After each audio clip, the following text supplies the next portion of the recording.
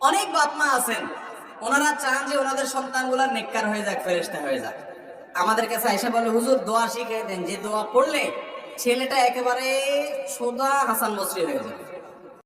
আর উনি নিজে যত রকমের দুই নম্বরই আছে, যত রকমের হারাম কাজ আছে, যত রকমের গুনাহের কাজ আছে, এগুলো সব করবে। হুজুর শুধু দোয়া শিখিয়ে দিবে, দোয়া পড়লে অটোমেটিক ছেলে নেককার হয়ে যাবে। এরকম কোন দোয়া আছে দুনিয়াতে? আপনি আপনার স্ত্রী এবং বাসার ভেতরে এমন একটা কালচার আপনাকে গড়ে তুলতে হবে, যে কালচার দেখে দেখে সে শিখবে, যে কালচার দেখে দেখে সে শিখবে। এই জিনিসটা অনেক গুরুত্বপূর্ণ। আবার অনেক বাপ মা আছে, চেষ্টা করে যে না, সন্তান যাতে নষ্ট না হয়, এই জন্য তার হাতে এগুলো দেওয়া যাবে না, মোবাইল দেওয়া যাবে না, চেষ্টা করে, কিন্তু সন্তানের সাথে পারে না, কেড়ে নেয়, পোলাপান কান্নাকাটি করে, কোনোভাবে নিয়ন্ত্রণ করতে পারে না। এটার মূল কারণ হলো ওই বাবা মা নিজেই তো মোবাইল টিপে আসক্ত। ঠিক না ঠিক? যে বাপ মা নিজে মোবাইল টিপে আসক্ত, তার সন্তানকে সে শুধু নসিহত করে, কড়াকড়ি করে, শাসন করে কোনো দিন মোবাইল থেকে সরাতে পারবে? আগে বাচ্চারা দৌড়াদৌড়ি করত, বাহিরে খেলাধুলা করত, শারীরিক ভাবে তারা শক্ত হয়ে বড় হতো।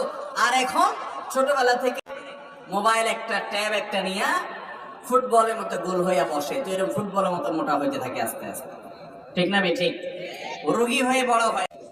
আর নেটের জগতে ঢোকার পর হারাম জিনিসপত্র ছোটবেলা থেকে দেখতে দেখতে তার ভিতরে। আপনি যদি চান আপনার ছেলে মেয়ে নেককার হোক, অন্তত ছেলে মেয়েদের দিকে তাকায় নিজে ভালো হয়ে যান, নেককার হয়ে যান, বাসায় ভালো কাজের চর্চা করেন। স্বামী স্ত্রী যদি ঝগড়া করেন, সন্তান কিন্তু ঝগড়া শিখবে। স্বামী স্ত্রী যদি ভাঙচুর করেন, সে কিন্তু ভাঙচুর শিখবে। আপনারা যদি মারামারি করেন, সে কিন্তু মারামারি শিখবে। আপনারা যদি গালিগালাজ করেন, ব্যবহার খারাপ করেন, সে কিন্তু সেটা শিখবে। আপনারা যদি খারাপ কিছু করেন, সে ভালো কিছু শিখতে পারে। সন্তানের দিকে তাকায়া আমাদেরকে ফেরেশতা হয়ে চলতে হবে। যদি চান আপনার সন্তানটা গোটা দেশের মধ্যে, এলাকার মধ্যে ফেরেশতা হোক, তাহলে আমাদেরকে সেটা করতে হবে, দৃষ্টান্ত দিতে হবে।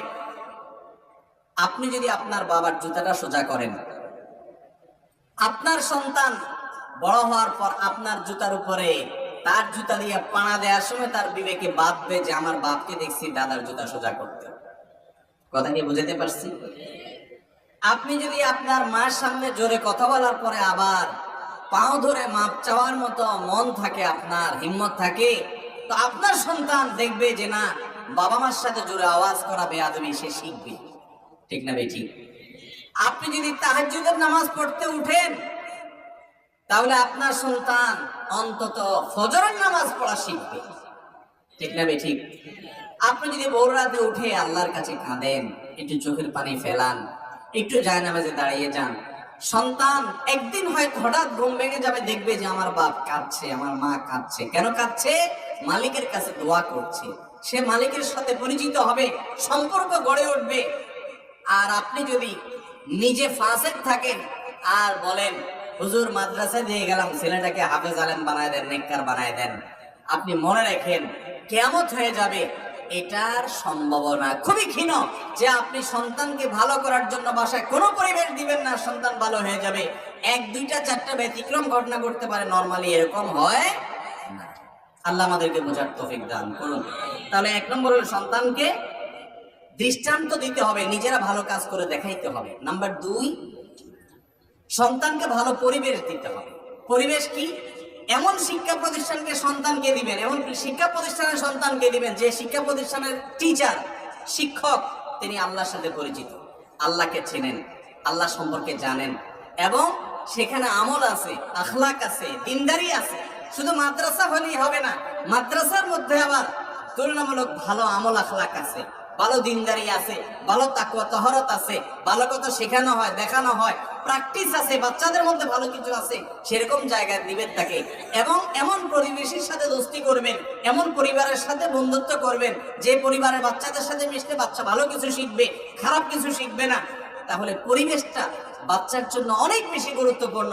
যত ভালো পরিবেশে তাকে একটু বড় করে তুলতে পারবেন, একটা বয়স পর্যন্ত নিয়ে যান, 14-15 পার করে দেন ভালো পরিবেশ দিয়া, তার বেসটা যদি গড়ে দিতে পারেন, ফাউন্ডেশনটা ভালো করে গড়ে দিতে পারেন, ইনশাআল্লাহ সারা পৃথিবী সে দাবড়াবে, তার দিনদারি আর কেউ ছিনিয়ে নিতে পারবে না। এবং সর্বশেষ আমল হলো দোয়া। সর্বশেষ আমল কি করা ভাই? দোয়া। শুধু দোয়ার কথা বললে হবে না, আগে নিজে ভালো হতে হবে, দৃষ্টান্ত স্থাপন করতে হবে, বাসায় তাকে ভালো পরিবেশ দিয়ে দেখাইতে হবে, বাসার বাইরে ভালো পরিবেশ দিতে হবে, এরপর দোয়া করতে হবে। দোয়া কি করবেন? মা বাবার দোয়া সন্তানের জন্য বিফলে যায় না। দোয়া তো করেন ছেলে যেন স্কুলে চান্স পায়, ফার্স্ট করেন এসব দোয়া। এটাও দোয়া করেন আল্লাহ ছেলে যেন আল্লাহর ওলি হয়, নেককার হয়, আল্লাহ আপনার জন্য প্রিয় বান্দা হয়। আর এজন্য আল্লাহ নবী জাকারিয়া আলাইহিস সালামের দোয়া, আল্লাহ নবী ইব্রাহিম আলাইহিস সালামের দোয়া করেন আল্লাহ তাআলা উল্লেখ করেছেন কিভাবে সন্তানকে নেককার হওয়ার দোয়া করে আল্লাহর কাছে চেয়ে নিতে হয়। জাকারিয়া আলাইহিস সালামের দোয়া, রব্বি হাবলি মিন লাদুনকা যুররিয়াতান তাইয়্যিবা ইন্নাকা সামিউদ দুআ। হে আমার রব, আপনি আমাকে নেক সন্তান দান করেন, কারণ আপনি দোয়া শ্রবণ করেন। রব্বি হাবলি মিন লাদুনকা যুররিয়াতান তাইয়্যিবা, আল্লাহ নেককার সন্তান চাই আপনার কাছে, আপনি দোয়া শ্রবণ করেন। আল্লাহর কাছে আরো দোয়া করেন, রব্বি হাবলি মিনাস সলিহিন, আল্লাহ নেককার সন্তান আমাকে দান করেন, রব্বি হাবলি মিনাস সলিহিন। এরপরে যেটা বললাম, রব্বানা হাবলানা মিন আজওয়াজিনা ওয়া যুররিয়াতিনা কুররাতা আয়ুন ওয়াজআলনা লিল মুত্তাকিনা ইমামা। সূরা ফুরকান 74 নম্বর এটা দোয়া করেন। এরকম বিভিন্ন দোয়া করেন। এই দোয়াগুলো ভোর রাতে উঠে করেন, 5 ওয়াক্ত নামাজের পরে করেন, বিভিন্ন দোয়া কবুলের সময়গুলোতে করেন, সকাল সন্ধ্যায় করেন, শুক্রবারে আসরের পরে করেন। এরকম দোয়া কবুলের সময়গুলোতে আল্লাহর কাছে সন্তানের জন্য চোখের পানি চেয়ে নেন।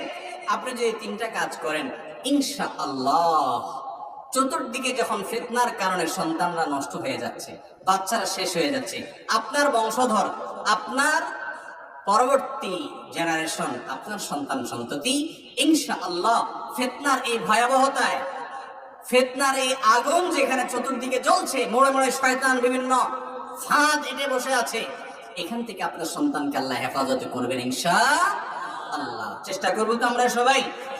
আমাদের সন্তানরা যদি নেককার হয় তাহলে গোটা দেশ নেককার হয়ে যাবে। আজকাল আধুনিকতার নাম দিয়া, স্বাধীনতার নাম দিয়া সন্তানদেরকে অনেক সময়